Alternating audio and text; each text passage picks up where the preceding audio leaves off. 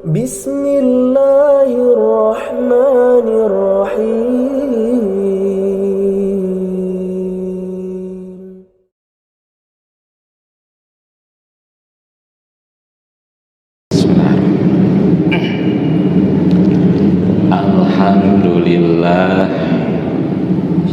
alladzi hadana lihadza wa ma kunna linahtadiya laula an hadanallah. Asyhadu an la ilaha illallah wahdahu la syarikalah wa asyhadu anna Muhammadan abduhu wa rasuluh la nabiyya wa la rasula ba'dah amma ba'du. Ikhwatu iman, alhamdulillah pada malam ini bisa dipertemukan di majlis tolabul ilmi dan insya Allah sekaligus silaturahmi. Materi yang akan disampaikan adalah yang berkaitan dengan faraid atau ilmu tentang waris. Saya mencoba merujuk ke beberapa referensi kitab. Salah satunya adalah kitab Syarah Rohbiyah. Namun dalam penyampaiannya tentu saja akan dicoba cara penyampaian yang mudah untuk dipahami dan dijelaskan. Insya Allah secara tertib, secara sistematis akan dibahas dari A sampai Z. Tentunya membutuhkan waktu yang cukup lama. Kalau di ma'had, di pondok pesantren, kitab itu dikaji selama 1 semester 6 bulan, bahkan ada yang 1 tahun, tergantung pesantrennya. Nah, di sini kita akan mencoba untuk mensiasati, yang penting tersampaikan materi-materi tentang faraid atau waris. Untuk pembahasan yang pertama, kita memulai dengan materi tahapan pembagian waris. Jadi ada tahapan-tahapannya. Tidak begitu ada yang meninggal kemudian langsung bagi waris, tak? Ada tahapan-tahapannya. Perlu diketahui sebelum masuk ke bab tahapan bahwa pembagian waris adalah hukum yang telah ditetapkan oleh Allah Subhanahu wa Ta'ala. Hukum waris itu hukum Allah, tidak boleh dirubah, tidak boleh diganti. Mengaku dirinya umat Islam, maka harus dibagi waris secara hukum Allah.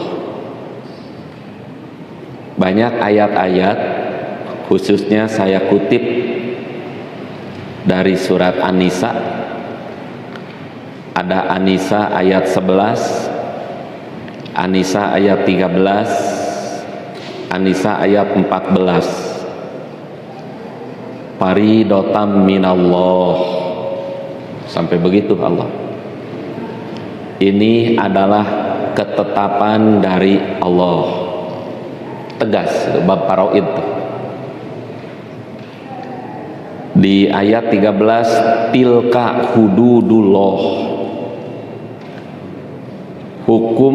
hukum tersebut adalah hududullah, ketentuan-ketentuan dari Allah. Kemudian di surat An-Nisa ayat ke-14, wa may ya'sillaha wa rasulahu wa yata'adda hududahu yudhilhu naron khalidan fiha walahu adzabun muhin. Siapa yang mendurhakai Allah, mendurhakai Rasulnya, melanggar ketentuan-ketentuannya, niscaya Allah memasukkannya ke dalam api neraka, sedang ia kekal di dalamnya dan baginya siksa yang menghinakan. Nah, maksiat kepada Allah dan Rasulnya, kemudian melanggar ketentuan-ketentuannya, salah satunya adalah tentang waris, dalam pembagian waris. Jadi ini yang perlu disampaikan. Ditunda dulu adat, ditunda dulu kebiasaan, ditunda dulu budaya ketika pembagian waris, karena ayat-ayatnya sebegitu tegasnya. Ayat lain yang menunjukkan ketegasan Al-Quran tentang bab waris adalah An-Nisa ayat 11. Yusikumullahu bi auladikum lidzakari mithlu hadil unsayain. Allah telah mensyariatkan bagimu tentang pembagian pusaka untuk anak-anakmu. Ketentuan itu apa? Yaitu bagian seorang anak laki-laki sama dengan bagian dua anak perempuan, gitu. Ini salah satu ketentuan itu ya, bahwa nanti apabila punya anak yang satu laki-laki, yang satu perempuan, pembagiannya adalah laki-laki dapat 2 bagian, perempuan dapat 1 bagian. Itu menurut Allah tadi di atas, tilka hududullah, had Allah, ketentuan Allah, batasan-batasan dari Allah yang tidak bisa dirubah. Kalau merubah itu maksiat, gitu. Kan ada di kampung mah, supaya tidak rame, tidak riweuh, tidak ribet, udah dibagi rata saja, nah gitu. Udah disamakan saja. Nah, itulah yang disebut dengan maksiat, gitu ya. Itu yang disebut dengan melanggar had-had Allah, hudud-hudud Allah, ketentuan-ketentuan Allah. Yusikumullahu fi auladikum lidzakari mislu hadil unsayain.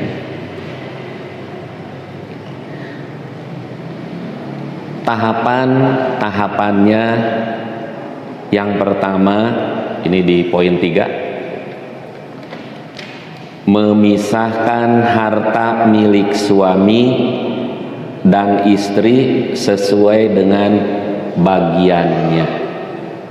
Itu tahap awal. Berdasarkan firman Allah surat An-Nisa ayat 32, lirrijali nasibum mimmaktasabu walin nisa'i nasibum mimmaktasabna. Karena itu bagi laki-laki ada bagian daripada apa yang mereka usahakan, dan bagi para wanita juga ada bagian yang mereka usahakan. Jadi dipisah dulu sebelum bagi waris tuh. Mana harta milik laki-laki, mana harta milik istri, suami istri ya, dipisah dulu. Penjelasannya lebih gamblang ada di stensil, bisa dibaca salah satu contoh untuk memudahkan. Ada rumah itu murni milik suami. Apakah dari uangnya sendiri, apakah warisan dari orang tuanya, apakah hadiah dari kantornya, atau sodakoh dari kakak adiknya, rumah milik suami. Kemudian berumah tangga sekian tahun, istrinya wafat, maka rumah itu tidak termasuk yang dibagikan, karena itu rumah milik suami. Nah, dipisahkan. Atau sebaliknya, rumah itu milik istrinya, wafat suaminya, maka rumah tersebut tidak termasuk yang dibagikan. Itu satu. Harus jelas dulu berarti status masing-masing benda, masing-masing barang, dari mulai rumah, mobil, motor, segala macam tuh. Yang ramai itu nanti yang punya suaminya tapi namanya istrinya, atau sebaliknya. Itu statusnya milik siapa? Kan banyak yang seperti itu. Mobil itu sebetulnya uangnya murni dari suami, tapi diatasnamakan istri. Kemudian istri wafat. Apakah mobil itu milik suaminya atau milik istrinya? Kalau milik suaminya berarti tidak termasuk yang dibagikan. Tapi kalau milik istrinya itu termasuk tirkah, harta yang harus dibagikan. Nah, ini pembahasan waris itu sampai ke situ. Kemudian andai kata rumah itu ada setelah menikah, uangnya dari suami, tapi istri ikut membantu, dia menjadi pendamping suaminya dengan baik, membantu sebagai layaknya sebagai seorang istri. Kemudian suaminya wafat, nah maka harta itu, rumah tadi, karena harta bersama antara suami dan istri, itu termasuk yang dibagikan. Namun ada penjelasan, sebelum dibagi waris, istri ikut andil apa di dalam rumah itu. Makanya nanti kalau membaca buku yang dikeluarkan, diterbitkan oleh pengadilan agama, sebelum dibagikan warisan itu seperti rumah, istri dari rumah itu dapat sepertiga bagian, dan nanti istri pun dapat lagi bagian dari waris. Tuh. Ada tentang masalah itu. Apalagi kalau 50-50, membuat rumah itu suaminya setengah, istrinya setengah, dananya tuh dari berdua, jadi sebuah rumah. Maka jelas yang setengahnya itu adalah milik salah satunya yang hidup. Artinya begini, tidak begitu ada yang meninggal dunia langsung dibagikan, tidak. Diteliti dulu status yang sebenarnya harta-harta yang ada itu. Milik siapa ini harta gitu tuh. Jadi jangan disalahkan apabila kok belum bagi-bagi waris nih. Nah, gitu ya. Mungkin tidak tahu tuh persoalan yang sebenarnya. Padahal meninggalnya sudah lebih dari 20 tahun kok belum dibagikan warisannya. Nah, ada sesuatu yang mungkin kita tidak tahu sesuatu itu. Nah, jadi itu yang pertama, ini bisa dikembangkan nanti mengenai status harta gitu. Jadi istilah gonok gini ya, istilah gonok gini sebetulnya mah tidak ada, yang ada adalah An-Nisa ayat 32. Suami punya bagian dari hasil usahanya, istri juga punya bagian dari hasil usahanya. Yang tadi ketika sebuah rumah diusahakan berdua, hartanya setengah-setengah, maka itu punya bagian ketika ada yang wafat salah satunya. Suami 2/3, istri 1/3. Ketika istrinya wafat, maka yang 2/3 itu milik suami, dan yang dibagikan waris adalah yang 1/3. Adil agama tuh Pak, sangat adil gitu, bahwa dari mulai hidup sampai berpisah karena mati, karena wafat, masih ada bagian besar untuk yang hidup itu, begitu. Itu satu ya.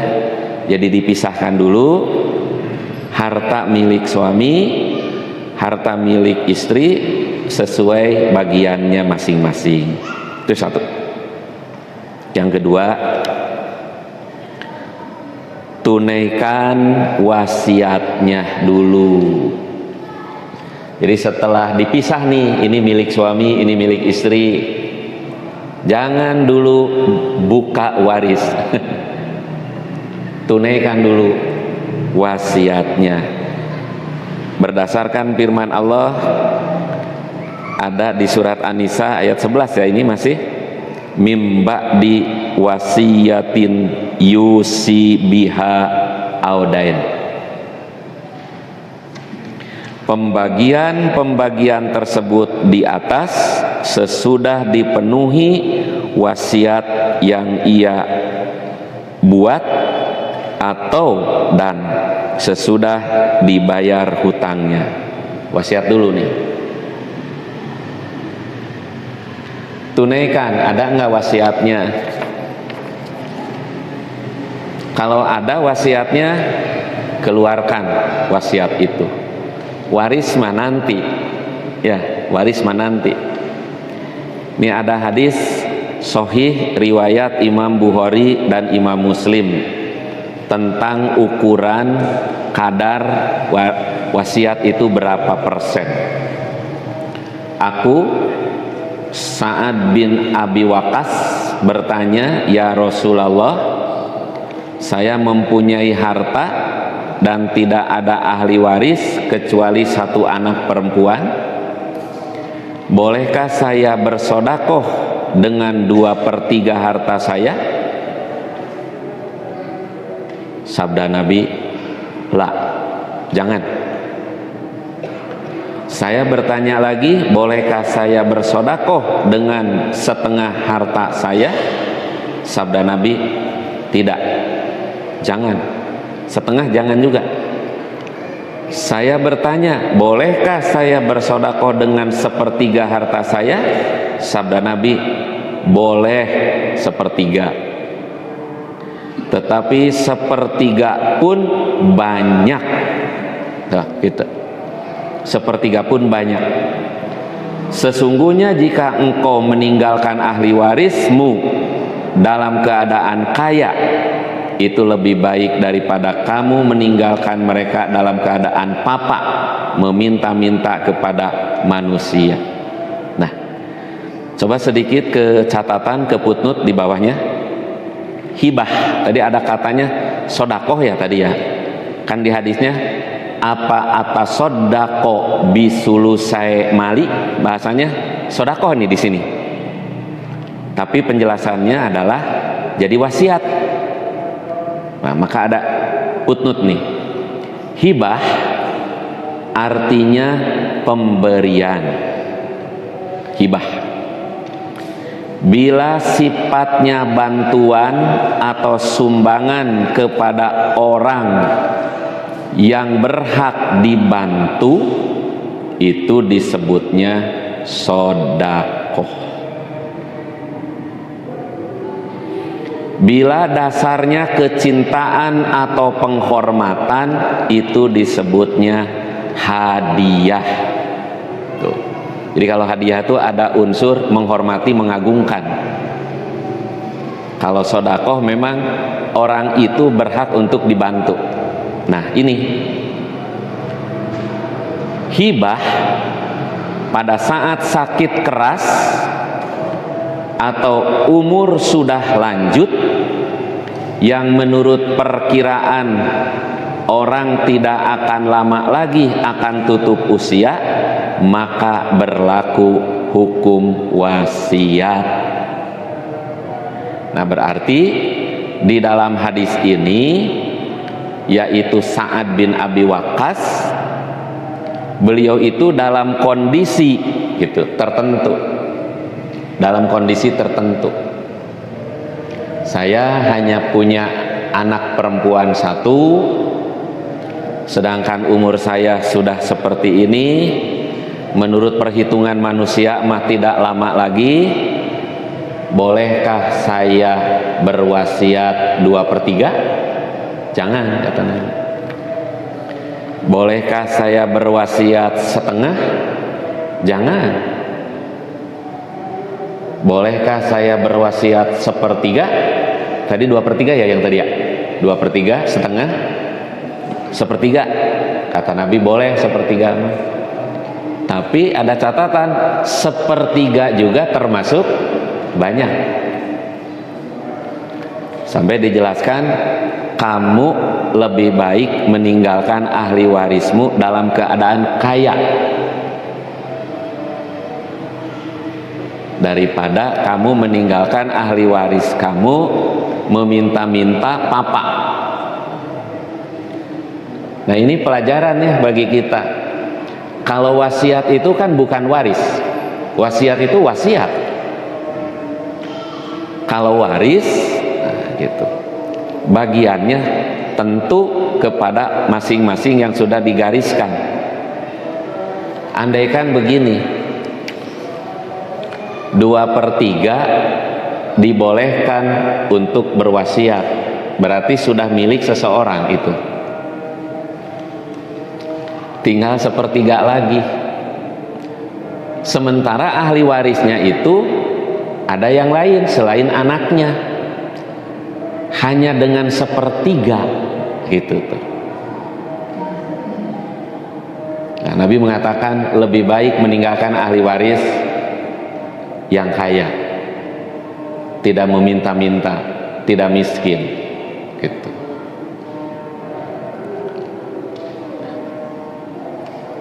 Persamaan antara wasiat dengan waris, wasiat diberikannya setelah wafat, waris juga dibagikannya setelah wafat.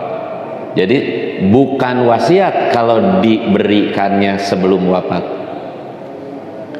Wasiat itu diberikannya, ditunaikannya ya setelah wafat. Tapi ikrarnya, pengucapannya di saat sakit. Kalau di dalam hadis, sebaiknya umat mukmin itu menulis wasiat gitu, disimpan di bawah bantal 2 malam atau 1 malam sebelum wafat itu sudah tertulis wasiatnya. Ya tentu ini masalah harta. Jika ada wasiatnya, tunaikan dulu, jangan dulu bagi waris. Itu nomor 2. Nomor 3, setelah menunaikan wasiatnya, au daenin, tunaikan hutangnya.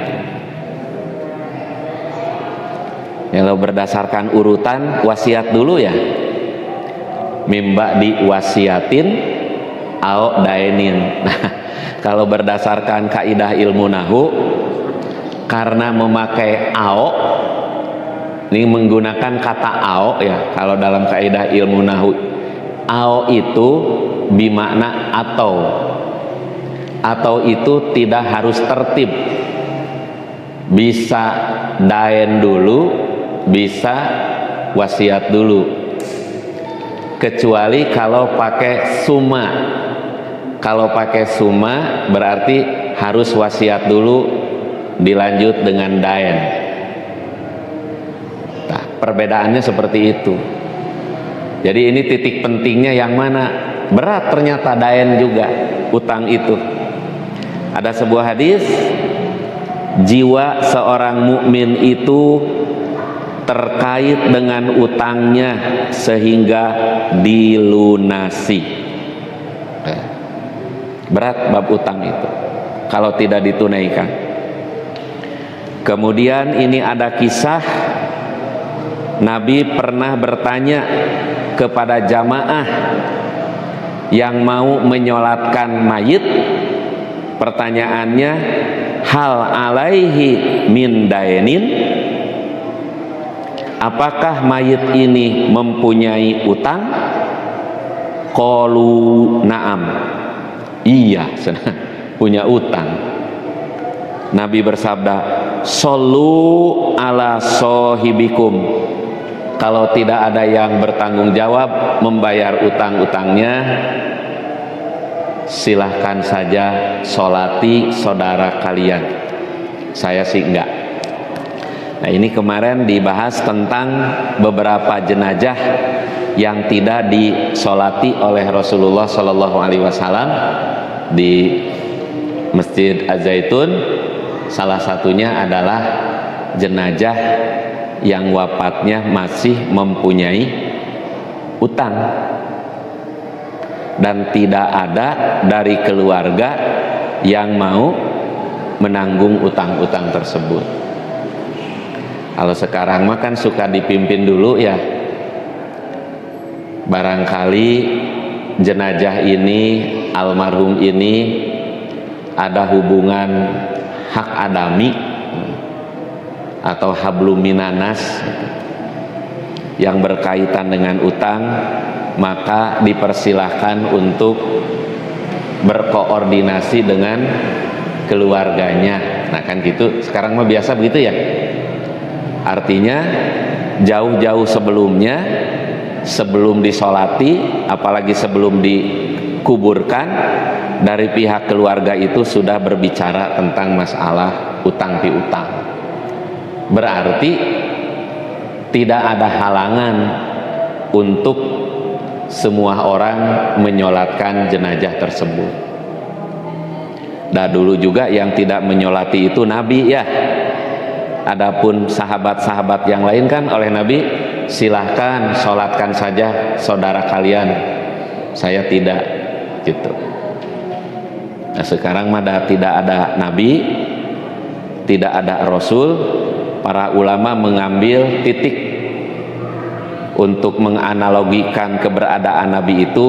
Para ulama, para tokoh sebaiknya tidak menyolatkan jenazah yang seperti itu, biar menjadi catatan, jera, kapok, kemudian peringatan bagi orang-orang yang hidup ke depan. Jangan sampai nanti orang terus melakukan utang piutang, tapi dengan cara seperti itu, duh, kalau saya nanti maut punya utang, saya juga tidak akan disolati. Nah, kan ada peringatan gitu. Jadi tahapannya seperti itu ya.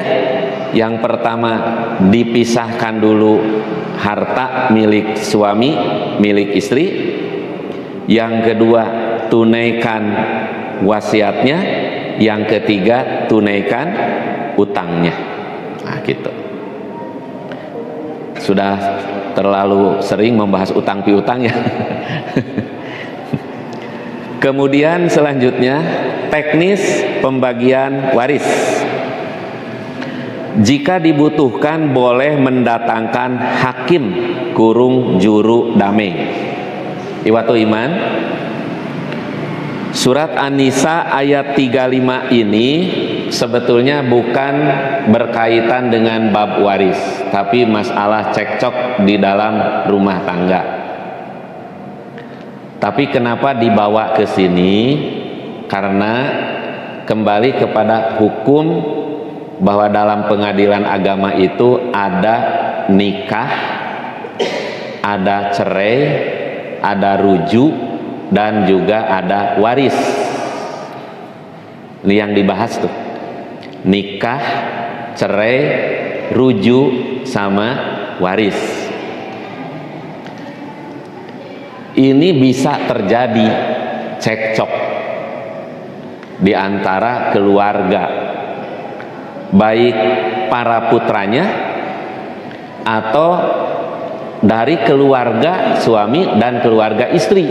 Itu bisa terjadi. Nah, makanya boleh mengambil juru damai. Juru damai itu bisa siapa saja. Bisa ajengan, bisa kiai, bisa ustadz. Yang penting mengetahui, memahami ilmu tentang pembagian waris. Gitu. Tapi kawan-kawan dari KUA mengatakan begini, sebaiknya kalau terjadi cekcok masalah pembagian waris, tidak sampai ke kami, tidak sampai ke KUA. Karena kalau sudah sampai ke KUA, nanti bakal sampai ke pengadilan agama. Itu bakal rame lagi, ada sidang-sidang dan lain sebagainya. Selesaikan saja oleh keluarga. Nah, jadi malah dianjurkan begitu. Panggil saja orang yang mengerti tentang masalah waris, suruh untuk menyelesaikan secara adil, jujur, bertanggung jawab tentang ilmu waris.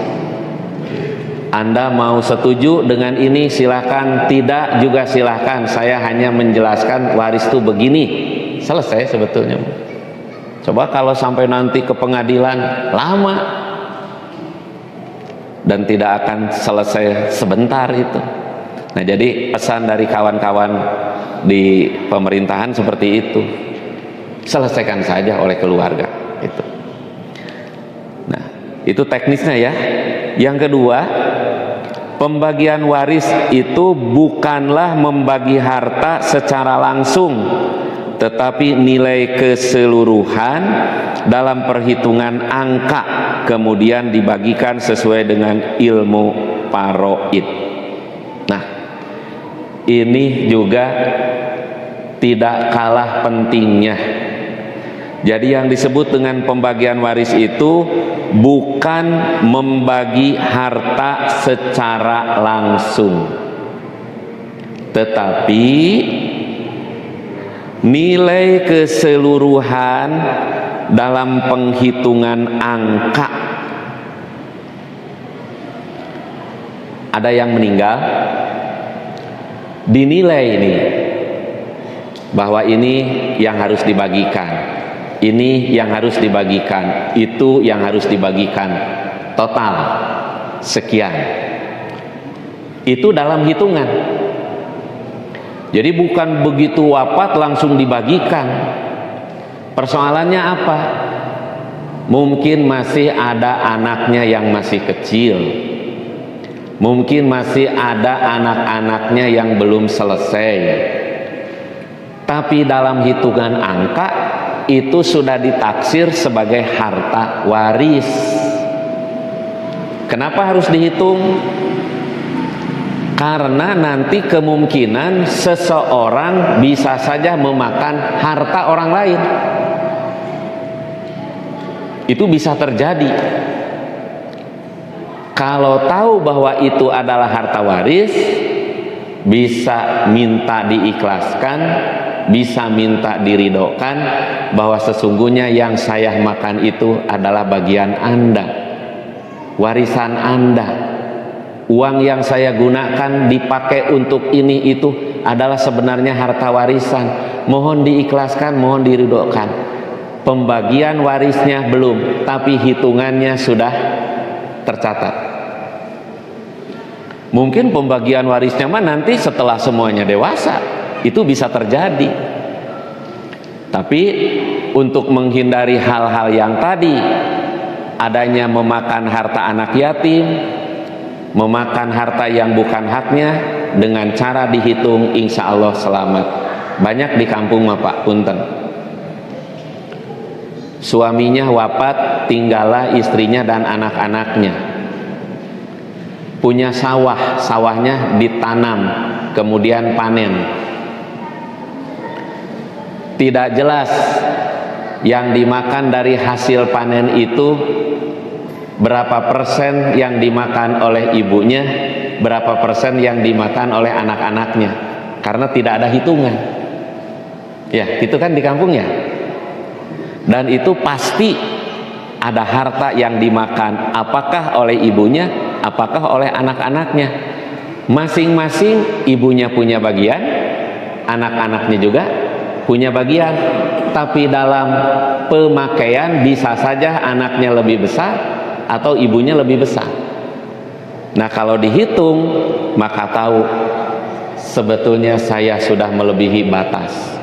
Mohon diikhlaskan. Anak pun demikian. Nah, itu barangkali penjelasan yang berkaitan dengan hitungan. Nah, kemudian bisa. Kemudian yang nomor selanjutnya, disyariatkan untuk bersedekah berdasarkan firman Allah. Ini juga masih surat An-Nisa ayat berapa ini, ayatnya tidak tertulis, masih berdekatan ini ya, tinggal ditinggali we.